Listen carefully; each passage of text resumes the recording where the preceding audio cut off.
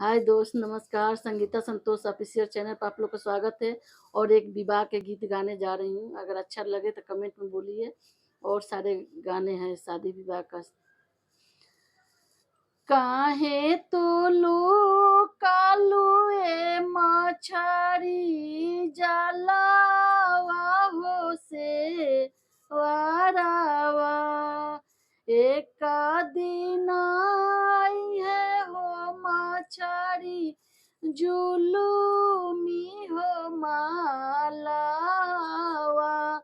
तोहा के ले जाइए ओ मछरी जलिया के हो बिचावा काहे तुलू कालू ये बेटी मम्मी जी की हो गोदिया एक दिन ये हो बेटी सजाली हो बरतिया तोहा के ले जाइए ओ बेटी डोलिया के हो बिचवा काहे तुलू कालू ये मछरी जलिया हो से वारावा एक